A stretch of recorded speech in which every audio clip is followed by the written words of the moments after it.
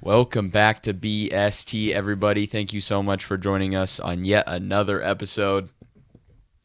NFL Sunday action just ended with the Chiefs and the Giants game. We'll get to that one later. But yeah, we're here to do another Sunday recap of some of our favorite games that we saw.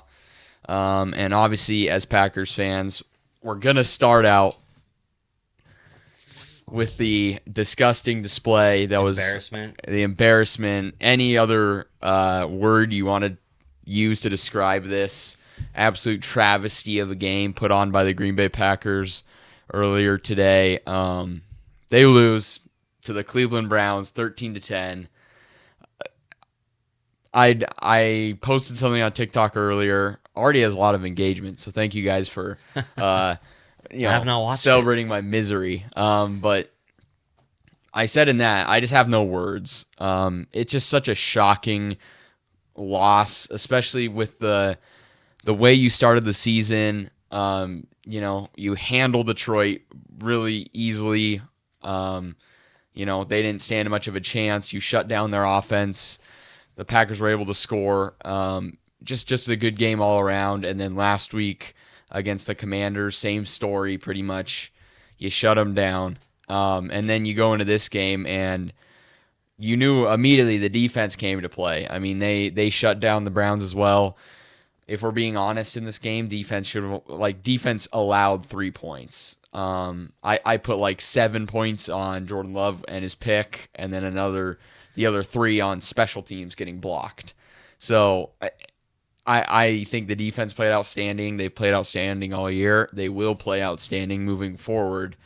But for the Packers, the offense, which has already been a question mark this year, even in the 2 games, they scored 27. You have that kind of lull in the Lions game and kind of a lull in the Commanders game as well, where they just can't move the ball, it seems. And it seemed in this game, it reared its ugly head again, only for the entirety of the game.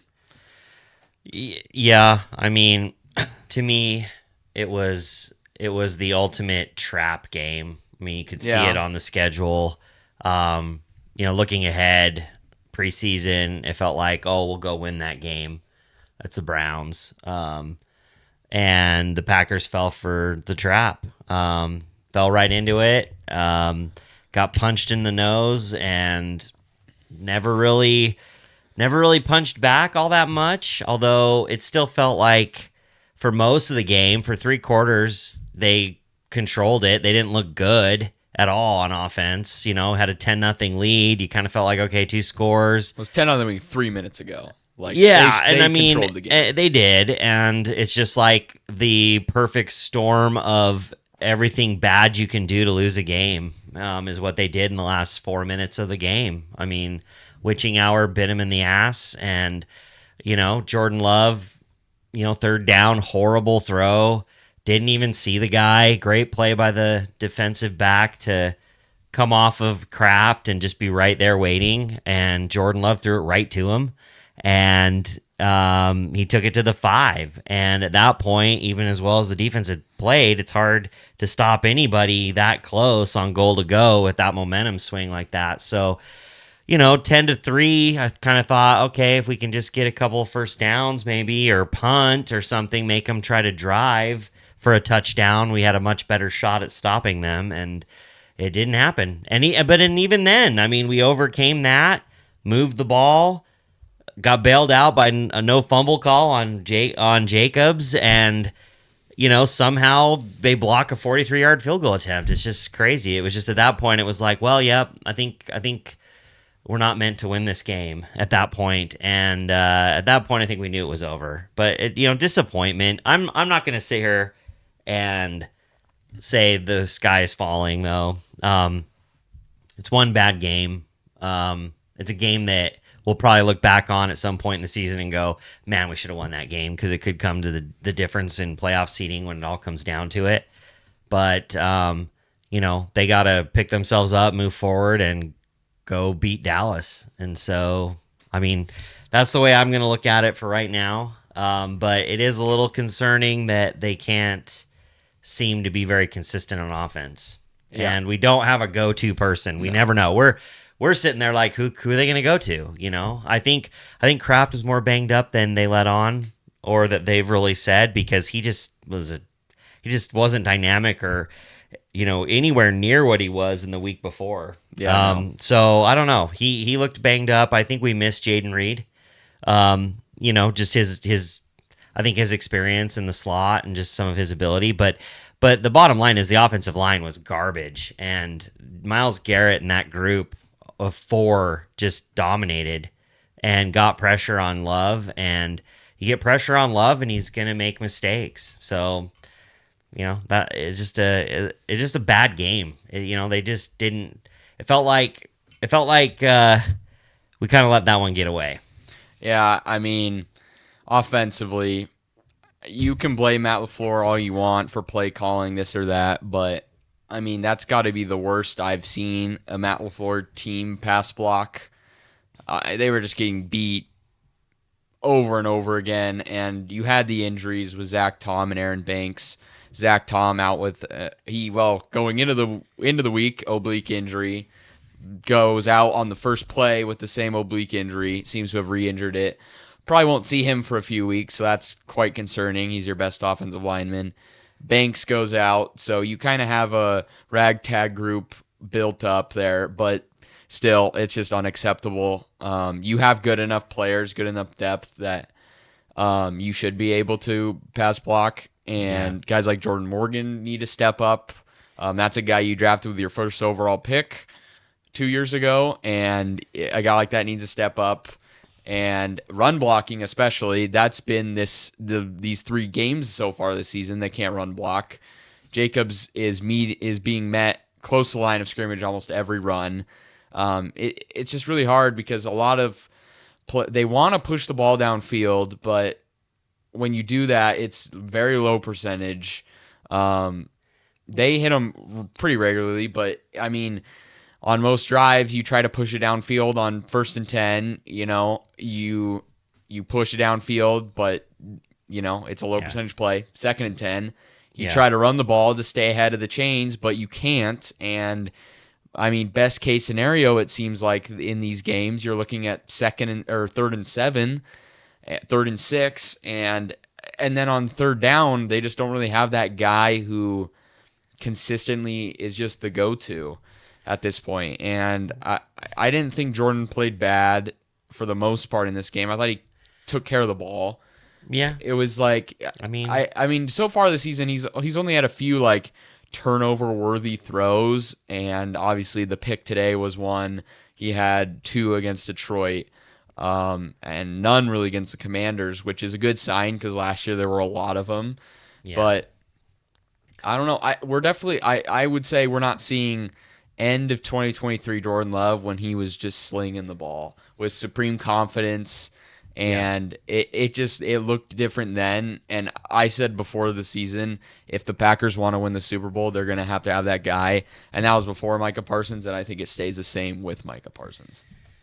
Yeah, and credit to Cleveland. I mean, that front 4 is, I mean, you could stack those guys up against anybody. They're arguably the best front 4 on D in the NFL. I mean, they did, there were some turnovers and defensive touchdowns against Baltimore. Baltimore, early in that game, I mean, Baltimore really didn't separate until late. It was similar to this game, it was but they separated. Yeah, and Baltimore was at home, too. Yeah. So, I mean, this is in Cleveland. Look what they did against Burrow, and Burrow's got, I mean, hands down better targets than the Packers do at wide receiver, and Jamar Chase and T. Higgins. So, I mean, they created a lot of havoc for Joe Burrow, and if not for some turnovers on the other side in that game, I mean, Bengals barely squeaked away, and that was usually a game Bengals lost, So I mean, the Browns, we say, Browns, they suck, and they're not a great football team. They're not a complimentary football team usually. Their offense is definitely the weak point. But you let a team hang around long enough, and they're gonna score on you eventually. And so that, unfortunately, that's just what happened. And there were just some questionable things. I don't know why we snapped the ball at the end of the third quarter only to take a 10-yard loss on a sack that Love didn't throw away. It's kind of like let the clock tick to 0, go to the fourth quarter, have that be your start of the fourth quarter play, third and short. And it just was head scratching. I'm wondering if Elton Jenkins thought somebody jumped and he snapped it. That might have been. It looked like something didn't go right. It kind of looked like they were trying to catch him there, and it was the textbook play of like, oh, try to draw him offside. There's no way they're going to snap it. And then they do, and Love doesn't look like he knows what to do with the ball. But that could also have been the reason. Like maybe Love also thought. I mean, maybe he did. Obviously you'd think he'd see that there were no flags that flew, but that's the only way I can really think of, like, because Love has done a good job this season of throwing the ball away. But yeah, I think it's a little more disheartening if you played a really good game and you lose. Yeah. And we didn't play close to a good game. No. The defense played well. That was the only bright spot. Good. And you know what? That's usually not been the case. So I'll take that optimism and go, after we'll talk about it in a little bit, but after what the Bears did to Dallas, I'm kind of like, well, I feel like we should be able to move the ball against Dallas. Yeah. So, it's a bad day, not a bad sign in my book yet, So it's maybe a bad sign of what could happen in the playoffs. They were just like, you just think of all the missed ops, and like the big one to me was when I think they were up 10-0, and they hit Golden on that third down on that fade for 30 yards. That one out of the end zone. Like, I mean, it's not a bad throw by Jordan, but if he just lays that up the seam a little bit more, I mean, that's a touchdown. And like, that's just the difference there. Like, that's what Green Bay needed all day, was just kind of that dagger play that kind of just takes the game. And even if they would have won 17-3 or 17-10 or whatever it was, I think then if you had that kind of signature play, I mean, obviously it would have been a disappointment. You're like, man, we should have scored way more points than we did on these guys. But we just needed that. It looked like, to me, this game looked like your first road game of the season, which is what it was, right? It looked like that, where, having 2 home games to start the season, week 3, you get your first one on the road, new team, new people. I don't know. It looked like one of those that I would expect like a season opener to feel like, because let's face it, the Lions game and the Commanders game was 2 games like 4 days apart, roughly 4 or 5 days apart, and that was like not how I typically see Green Bay start the season. We usually seem to be, last several years, kind of a slower starting team, and we started fast and hot, and it was like, wow, I expected how we played against Cleveland is honestly how I thought we would move the ball against Detroit. I thought like it would be like really difficult. We'd have to eke it out, hope the defense keeps it close, that kind of a thing. And then it totally flipped differently, and we were moving the ball and we looked good. And that's a good defense in Detroit too. That's not a crap defense. They've got a lot of talent. They rush the passer well, and they force turnovers, and we pass protected well in that game. And so this to me was kind of just like that first away game. So now's the chance to bounce back, go into Dallas. They ought to be pretty motivated after that. Better be crappy game. If they don't come out sharp in the Dallas game, then there's some problems. I think the most concerning part for me is just the amount of things that went wrong in this game have showed up so often under Matt LaFleur in games that we lose. And it's just like, when are we just going to get these fixed? Like, I'm so tired of the special teams having a blunder.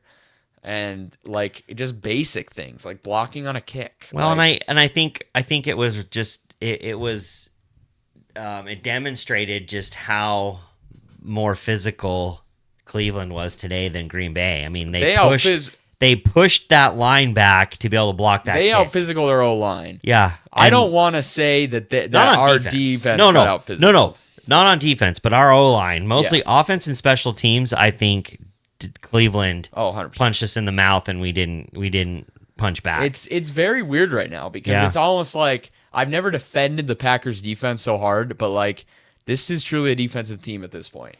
And like I put absolutely no fault on this defense whatsoever. There were some bad penalties, especially late in that game. But you're competing, you're trying to make a stop. Pass interferences are tough. They're ticky-tacky.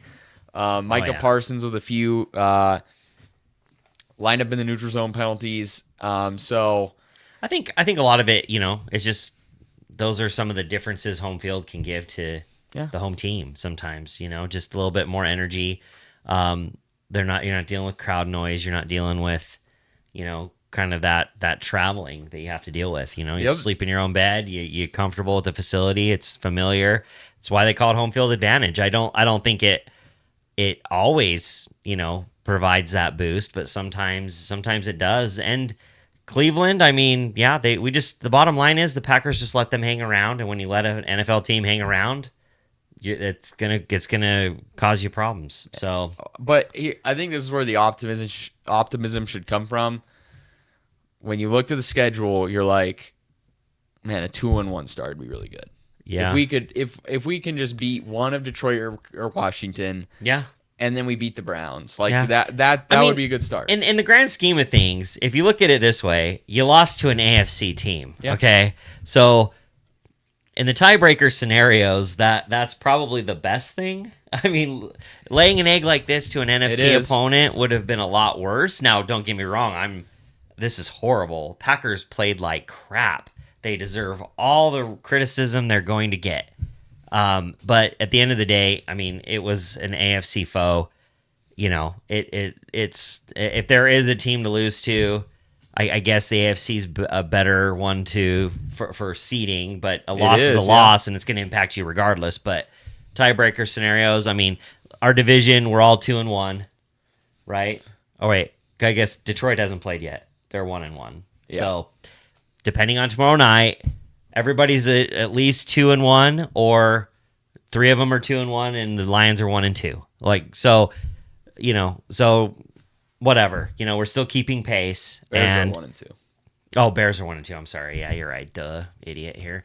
So either nobody's ahead of us. Nobody's undefeated in our division. So we've got to show up in those games. Those are the most important ones. And so.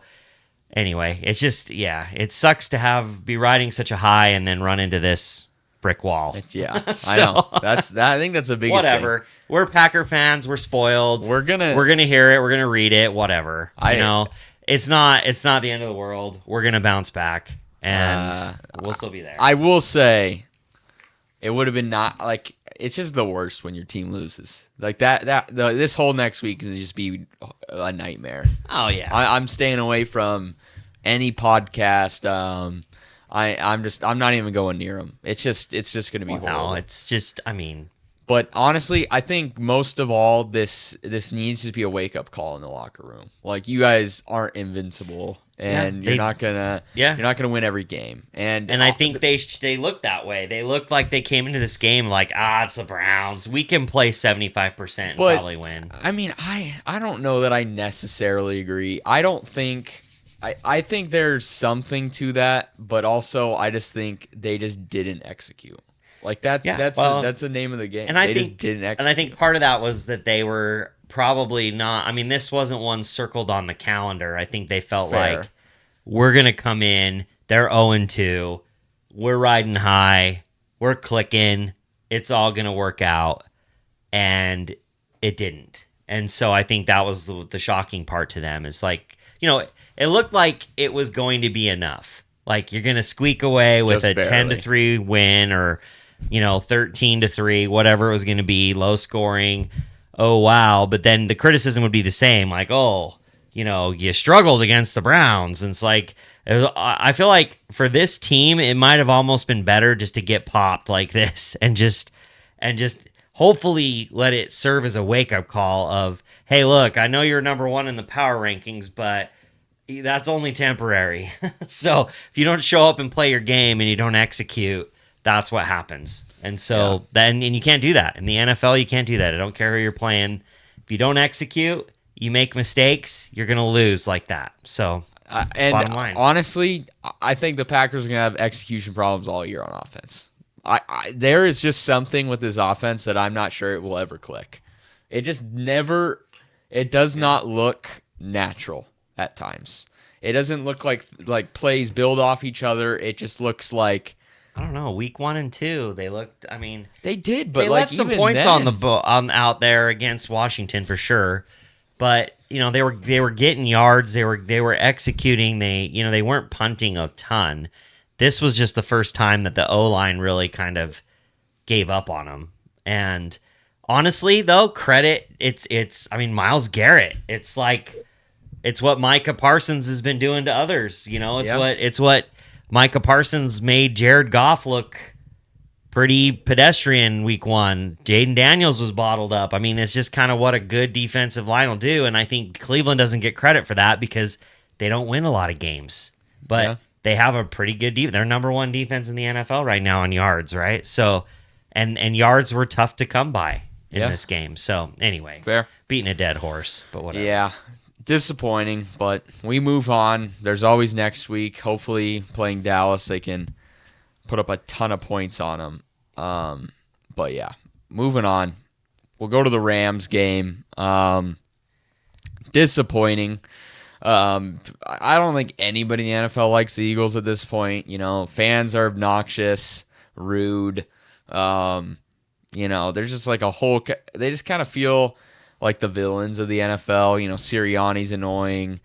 Their quarterback, like he just a walking quote machine. I don't like him, obviously, as you can probably tell. And the Rams held a 26-7 lead, and I thought it was over because the Eagles couldn't move the ball. And I was like, okay, the Rams, this is a statement win for the Rams. Like the Rams win against the Eagles in this game, and like we're talking like, are the Rams the favorites, especially with the Packers losing? And Eagles come storming back. Their offense seems to be alive. A.J. Brown has a good game for once this season. And they block the field goal attempt by the Rams to win the game, return it for a touchdown, and that's how it ends. Similar scenario was 44 yards or something, 44-yard field goal to win it, and they block it. I mean, there were like 7 blocked field goals or something this weekend. I mean, it was just crazy how many teams were blocking field goals. And, it just, it was one of those that L.A. looked like they were in control for, should have won it. 2.5 quarters, 3 quarters of the game. Entering the fourth, I think it was 26-21. I mean, but second half, I think they scored 26 points in the second half. Yeah. The Eagles. And so, I mean, they outscored the Rams 26-7 in the second half, and that was it. And it just, it's one of those things when a road team kind of gets up on a home team and they get up early. It's always an uncomfortable feeling when especially if my team or anybody I'm watching that I want to win and they get up early, it feels like there's a point in the game where they just take the foot off the gas naturally, or the other team just starts playing. It forces that team that's behind to kind of change things up, play up tempo or do something. And it kind of just flips the momentum. And that's exactly what seems to have happened in this game. I mean, this was going on during the Packer game, so we were only seeing highlights through red zone, but it just seemed like Stafford played well. I think played all right, played okay. What was he? 19-33, 196, but 2 touchdowns and a pick. But the Rams ran the ball well. 160 total yards rushing as a team to 86 rushing yards for Philly. But yeah, I think this is just one of those games that if the Rams do this at home, maybe they come away with it. But Philly kind of rode that comeback at home, and 2 block kicks for Philly. So. It just a couple of really rare things had to happen for them to squeak this out, but they did, and they're 3-0. But I don't know. Philly is just one of those teams that they have a little bit of that Kansas City Chief in them now, and it's just like they're gonna make the play that when they need to make the play. They just stick around. You don't get the kill shot in, they're gonna hang around and they're gonna do this to you. So, yeah, it's kind of a. They did show a lot of weaknesses though. Yeah, because I thought their O-line didn't play very well. Hurts got popped on several different occasions. Barkley couldn't run the ball. It wasn't. I mean, they scored 33, but like 6 of those are on a return, or 7. I don't know, however much it was. But that touchdown on the return, and like as I said, the Rams should have had 2 field goals that were blocked. So, I mean, I think the Rams definitely kind of exposed the Eagles a little bit. Like they're not unstoppable. The Rams probably should have won this game. Oh, the Rams showed that they can beat Philly. I mean, they went into Philly and did this, and it took that blocked field goal to stave off a loss for Philly. So, yeah, I mean it is a deceptive score because with no time left, they returned that blocked punt, like you said, or the blocked field goal, like you said. So really, it was a 27-26 win, right? Yep. So, honestly, it when it came down to it, the Rams let this one slip away. But last year, they couldn't stop Saquon in the playoffs. It seems like the Rams have solved that problem. Only 46 yards. Rams look like a good team. They got everything they need. The Stafford's playing well. Kyron's running the ball well. Puka is, he's probably playing by the best in football right now. Well, and I mean, you got Puka to worry about. And then, Devontae Adams. Yeah. So you try to take Puka away, and Adams can beat you. I mean, Adams only had 3 receptions for 56 yards and a touchdown, but still, he had the longest reception. He had the 44-yard touchdown. So it seems like Stafford and Adams are still trying to work out some chemistry. But, I think Adams is kind of filling into that number 2 spot kind of at this point in his career, and Puka's being, showcased as that more dynamic receiver. And so, it's going to come down to LA and Seattle in that division, I feel like. And don't forget the 49ers. Niners are 3-0. Niners are 3-0 with Mac Jones. Mac Jones. So yeah, I guess to me, I keep feeling like San Fran's just going to fade, but they haven't yet. So, but that's a tough division, and LA is going to be there, and Philly. If Philly wants to repeat his Super Bowl, they've got a lot of. There's some teams in the NFC that they're gonna have to contend with that I don't think are gonna be cakewalks for them. So, Philly, their biggest strength was their pass blocking, keeping Hurts protected. It's kind of showed there's cracks in that, and there's some good pass rushes in the NFC. So, there were a couple plays we saw that LA. Botched a couple of interceptions they should have had on Hurts. So. And so I there were some balls that were there. Throwing away opportunities for the Rams, and the Eagles come back. They're 3-0, and like you said, it feels a lot like the Chiefs. But inevitability. Rams don't take a moral victory. I know they don't like moral victories, but because I'm sure they're walking away saying we let this one slip away, 100%. And they definitely did. They definitely seemed like the better team for most of that game. I agree. And Philly made the plays, and they executed when it counted, and they're 3-0. So yep. All right, moving on. You got the Bears game. Ben Johnson's first win as a head coach.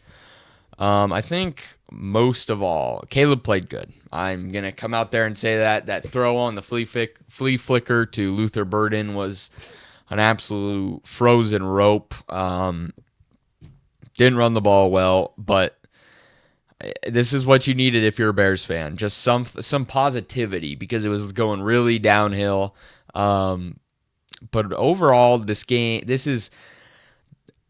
start to the season is about Dallas's defense, and you trade Micah Parsons, and there is a Micah Parsons sized hole on that defense now. Because are they the worst in the NFL? They're definitely the worst pass defense. Worst pass defense, no doubt. Their run defense might have gotten better, but I don't think we realized how much Micah Parsons helped their corners. Well, we watched, and we watched Caleb play. What he played Minnesota and he played Detroit, and he did not look very good against those two teams, like he did against Dallas. I mean, Dallas was a get right game for Caleb because there were just lots of holes, lots of long drives for Caleb in this game, and it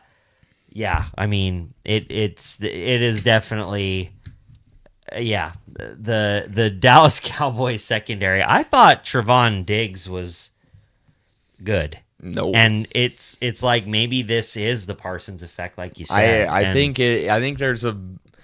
I don't think Jerry realized this when he traded him. And you can say what you want about Parsons. I don't care if you want to argue he's a bad run defender, all that.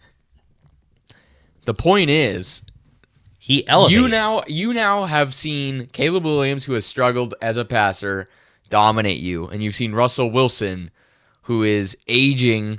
Yeah, and can barely throw. Had a career game, but right? Had a career 400 plus yards. Yeah. So I am very concerned about this Cowboys passing defense, and that's why I'm excited next week for the Packers to play them, because I mean there's no reason they shouldn't absolutely light them up, and it's just kind of funny for Dallas because it's like, man.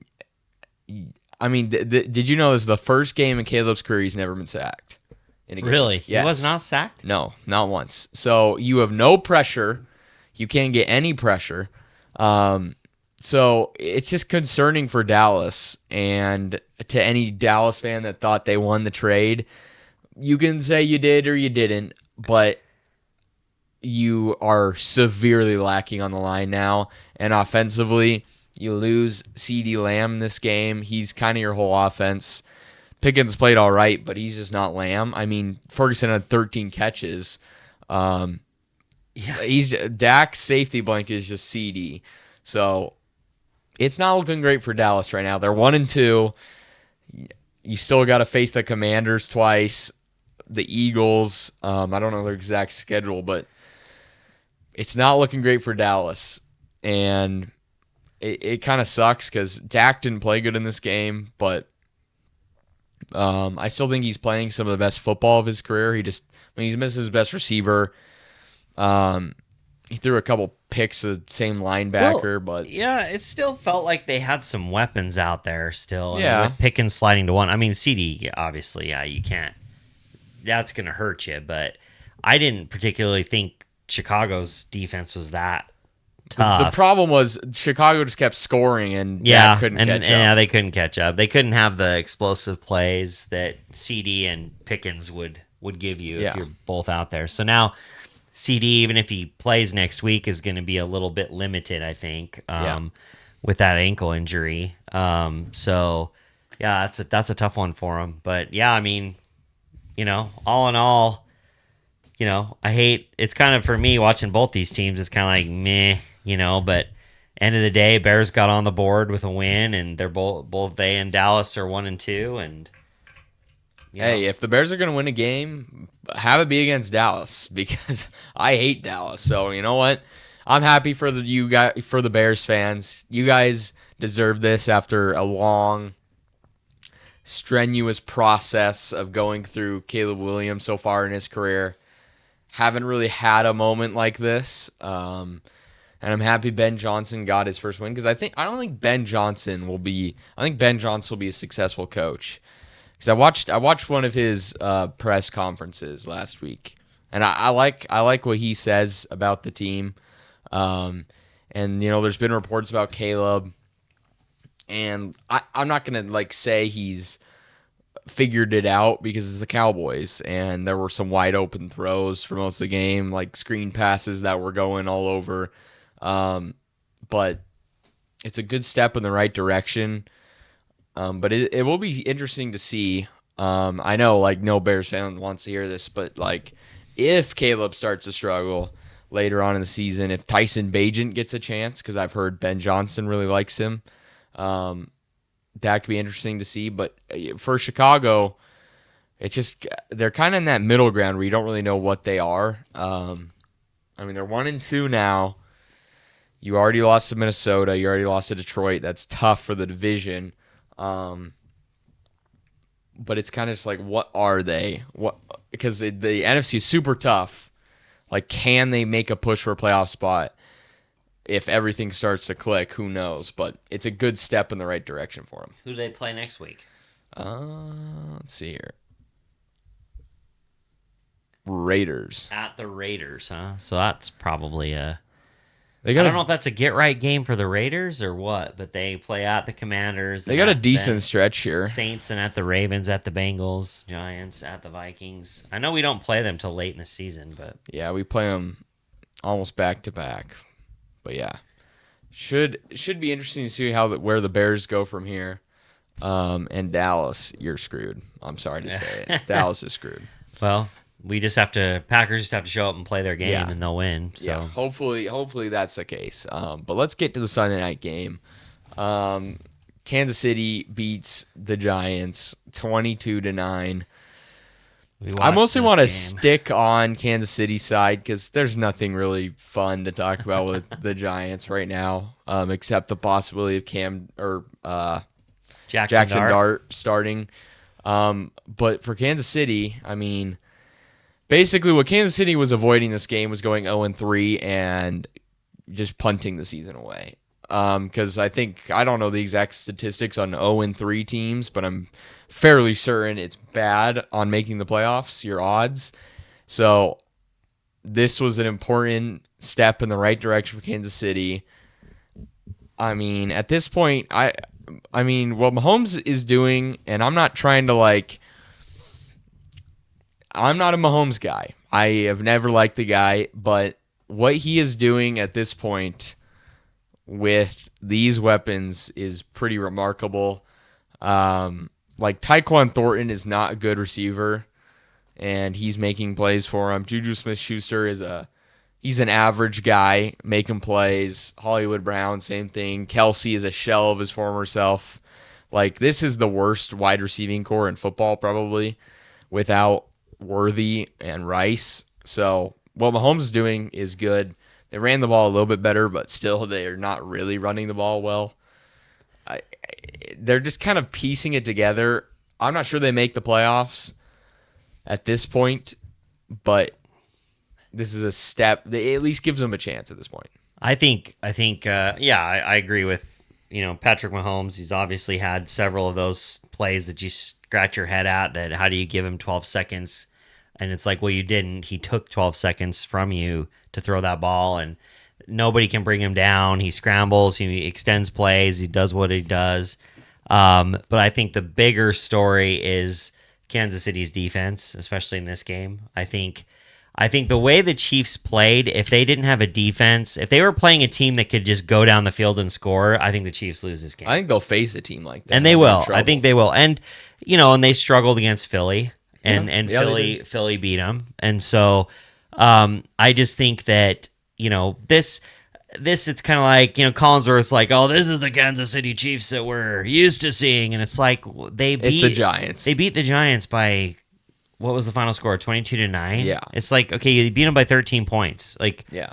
Okay. It's not that great. You picked off Russell Wilson 2 times, almost 3. Yeah. And it's just I don't know. I mean, Mahomes made great plays that kept this from getting sideways, because if he doesn't make the, taking it from Okereke, that fumble, stealing it from Okereke, if Okereke takes that in and scores, it's a different game, final score. I don't know if the Giants win, but it makes it tighter for sure. And so, Mahomes definitely did his thing, but the defense just, shut down a woeful New York Giants offense. And so they completely took Neighbors out of the equation, and then that's when you knew they had no chance.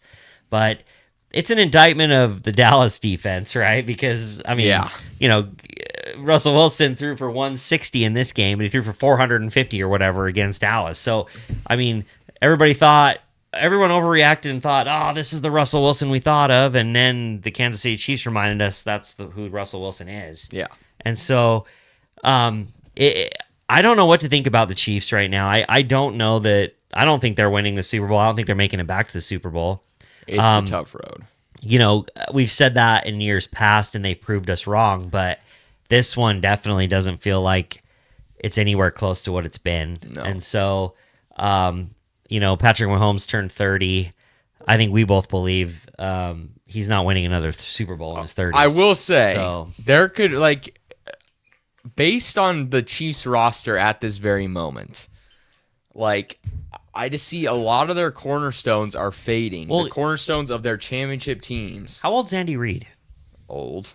Okay. I don't know the exact age. So Mahomes is 30. Mm-hmm. Do you think Reid is still coaching the Kansas City Chiefs when Mahomes is 35? I bet he coaches as long as Mahomes is a Chief. How old is Reid? He's got to be in his 60s, right? I don't know. How old is he? So health-wise with Andy Reid, I mean, I don't know.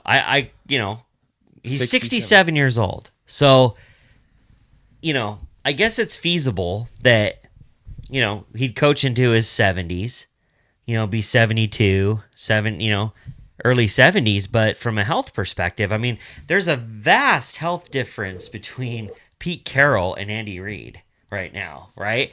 And Pete Carroll's the oldest coach in the NFL, right? Or I think NFL history even, maybe, right?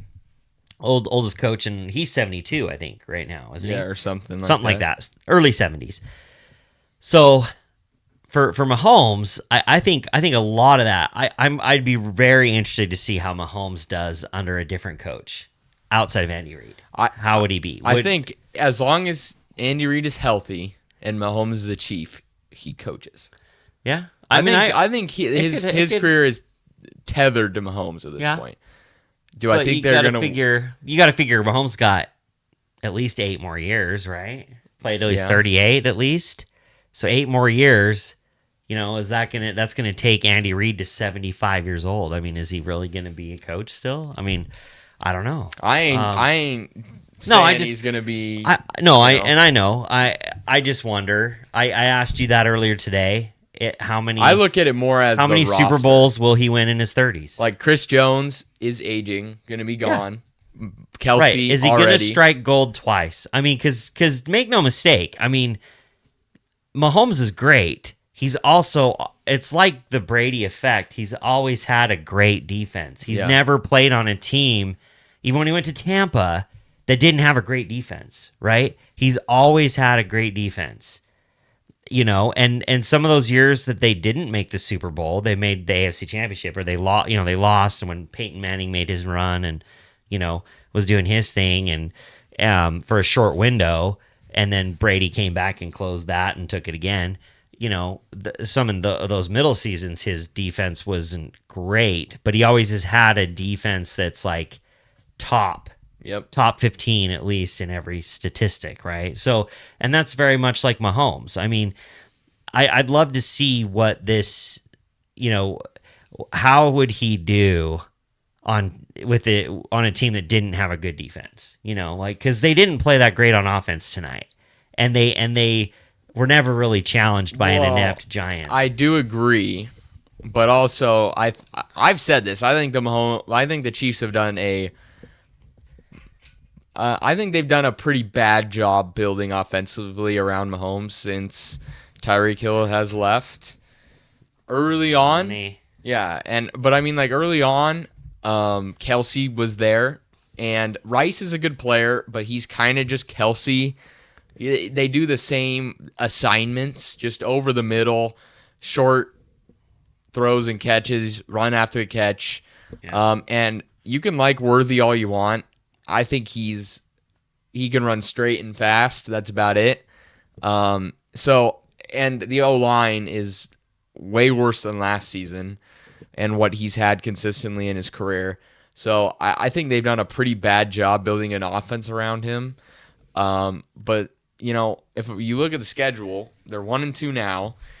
Do I think they're gonna beat the Ravens at home?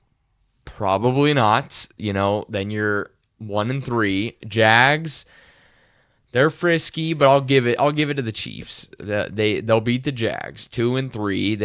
Then you're home against the Lions. That's a tough one. Yeah, it's toss-up. You're 2-4, I think, and then Raiders, you'll win that one. 3-4. Commanders, another tough one. Yeah. Even if you win that, you're 4-4, and then the Bills at the Bills, at the Broncos, and then the Colts. I mean, the way the Colts have been playing. Then you got Cowboys who can put up points. It's a tough schedule, and you got the Chargers to deal with. But the important thing is, like, this is a game they needed to win. Yeah. You need to win the gimmies. Like, you need to win against the Jags, the Raiders. You mean like the Browns? Yes. You need to win against the Browns?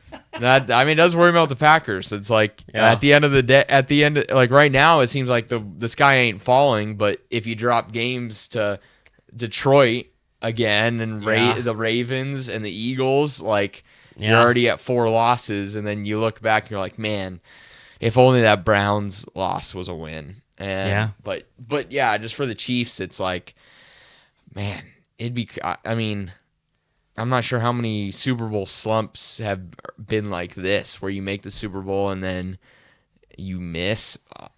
This is the easiest the Kansas City Chiefs are going to be to beat in a while. Yeah. And that's still not that easy. No. But this is your window, Bills, Ravens. Yeah, 100%.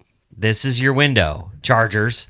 I mean, some of the teams that have been playing pretty well are at Colts even, This is your window. This is the time that they're vulnerable. It would be so refreshing to have a Josh versus Lamar. Oh, just something different. Just knock the Chiefs out of the AFC Championship.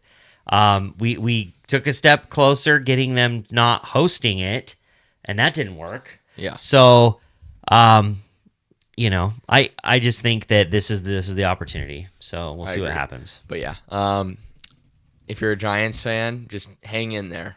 Jackson Dart's coming, but don't bring him along too quick. Yeah, it might. I don't know. I don't know when it's going to happen. We'll see what the coaching staff decides. I mean, you're kind of sooner rather you go 0-4. You're kind of left with no choice. I think you kind of in a lot of ways, you start losing the locker room because they clearly like this guy, and Russ has been very polarizing in the past. So, and he's garbage. Yeah, and he's just not playing well. So. But you don't want to put Dart out there and just ruin the kid either. I agree. So if the season's already lost at 0-3, you're not making the playoffs more than likely. I still say you kind of roll Russ for half the season more and kind of then give the reins over to Dart towards the tail end and just kind of get him some reps, because you want to build confidence in the kid. You don't want him to go out there and do that. But he seems like a pretty fiery player, and kind of brings that Tommy DeVito kind of energy to the team a little bit. And, and I think that's just the youth movement. I think there's a lot of young kids on that Giants team, that these older vets don't really mesh well with them. And so I think, that's going to solve your Neighbors problem, I think, because hopefully get Dart and Neighbors on the same page, because you want Neighbors to want to stick around. So, yeah. Anyway, I think week 5 against the Saints. Start them then. It's on the road, but still, it's the Saints. God. But then the following week's the Eagles, and then you're at the Broncos. Yeah, well, I mean, then you're at the Eagles. Like, you look at the schedule; there ain't a lot of holes in the schedule. No, it's a tough schedule for. You could argue the Patriots, and they're still kind of a tough team. Yeah. Like all the ones on the schedule, it's like, yeah, they could win. They're on the road for them. Like, it's just brutal. That's a tough one. So yeah, I don't know what happens with the Giants, but good win for the Chiefs. We'll see if they can turn their season around and somehow make the playoffs. But yeah, thank you guys so much for watching. Check out TikTok, like, subscribe, comment, all those things. It's greatly appreciated. Tomorrow night. It'll be a good one. Lions, Ravens. Enjoy that one. But yeah, thank you guys so much for watching, and we'll see you in the next one.